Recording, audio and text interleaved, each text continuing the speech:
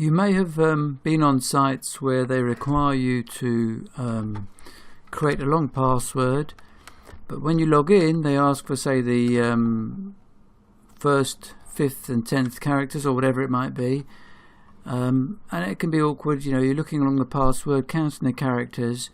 Well, there's a little function here in Password Tree to hopefully make that a lot easier.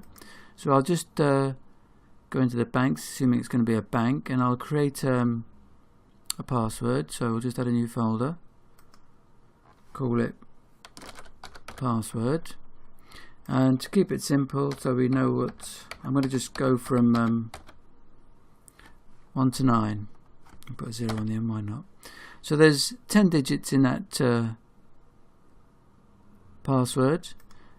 Now let's say you come across a site. I've knocked this up in Word just because I don't want to go onto a secure website and have all the, maybe have complaints from a bank about divulging their methods. But let's say it comes up and says, please enter your 3rd, 5th and 10th characters into these boxes.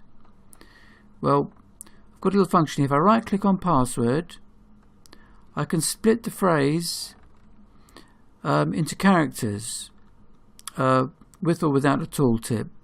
Sorry, down here, sorry. Split characters with tooltip, and just split phrase into characters.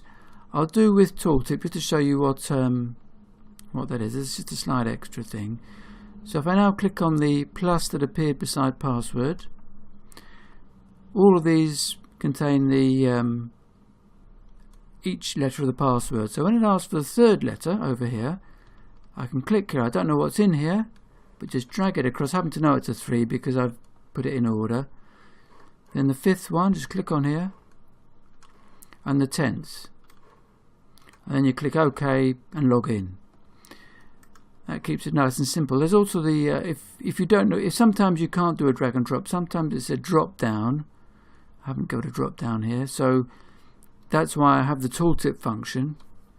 If you hover over the 4, for instance, it comes up with 4 because that's what's inside. If you hover over the 3, 2, 1, and so you just, if it says like the 3rd, the 5th and 10th, I tend to go the 3rd is 3, remember that, the 5th 5 and the 10th 0 in this case, 3, 5, 0, and I drop down and select the 3, 5 and 0. It's a way of making that little thing, that little process less of a headache, and hopefully it will be appreciated.